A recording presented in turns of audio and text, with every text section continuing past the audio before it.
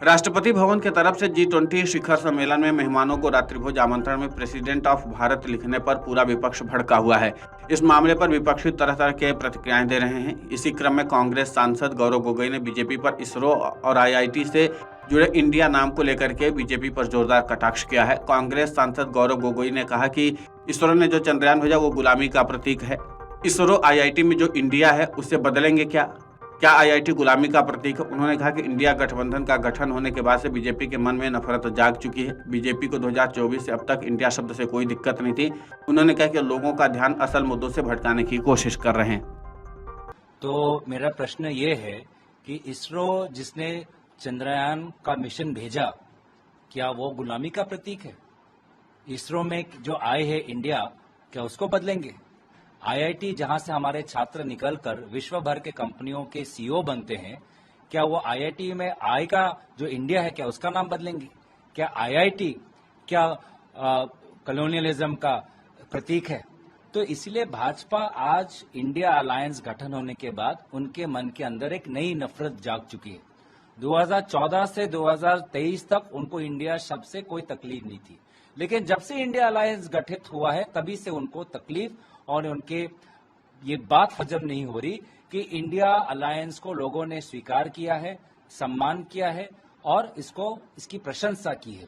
तो इसी बात को वो हजम नहीं कर पा रहे और एक विषय से लेकर दूसरे विषय पर वो उछल रहे हैं, कूद रहे हैं।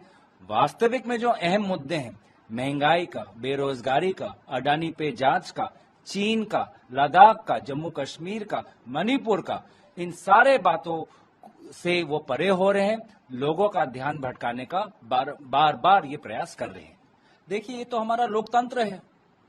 यही तो इस लोकतंत्र में सभी की अपनी स्वेच्छ मन से अपनी बात रख सकते हैं। ये तो वन इंडिया नहीं कि एक ही बात चलेगी, सब अपना बात रख सकते हैं। लेकिन अपने खिलाड़ी की बात की तो जब सचिन तेंदुलकर जब शतक मारता है, जब फील्ड पे जाता है तो पूरा स्टेडियम इंडिया इंडिया चिल्लाता है, तब तो किसी खिलाड़ी को आपत्ति नहीं होती।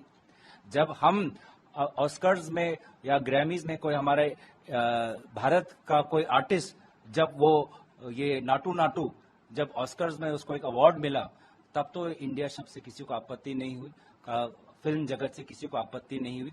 तो ये सब अपनी बातें रखे, लेकिन ये भी समझे कि भाजपा आज देश के अहम मुद्दे बेरोजगारी, चाइना, अडानी, मणिपुर, जम्मू कश्मीर, महंगाई से ध्यान भटकाने का ये वर्सेस का काम कर रही है और हम एंड का काम करें, इंडिया एंड भारत, और भाजपा करिए इंडिया वर्सेस भारत।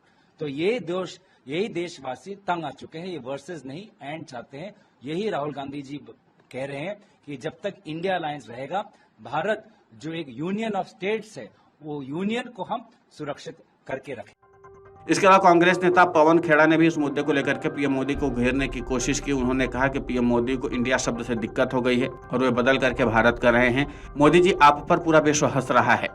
आप हमसे, हमारे नेतृत्व, हमारी विचारधारा से नफरत करते हैं, हमें कोई दिक्कत नहीं है, लेकिन इंडिया भारतीयों से नफरत मत करिए। बता दें कि 18 जुलाई को कर्नाटक के बेंगलुरु में की गई 26 विपक्षी दलों की दूसरी बैठक में गठबंधन का नाम India national development inclusive alliance यानी कि इंडिया रखा गया था। विपक्षी गठबंधन के इस नाम के बाद से बीजेपी लगातार भारत नाम पर फोकस करते हुए इंडिया नाम को उपनिवेशवाद का संकेत बता रही है। हालांकि विपक्षी make in India, skill India जैसी सरकार की योजनाओं को लेकर के बीजेपी पर पलटवार करने में लगे हुए हैं। Video desk अमरुजाला.com। अमर उजाला अब आपके टीवी पर भी। अपने स्मार्ट टीवी पर YouTube पर सर्च करें अमर उजाला, चैनल सब्सक्राइब करें और देखें ताजा खबरें, वो भी HD क्वालिटी में। और हाँ, बेल आइकन दबाना ना भूलें ताकि हर खबर हो आपके घर। अमर उजाला, निष्पक्ष, निर्भीक, निरंतर।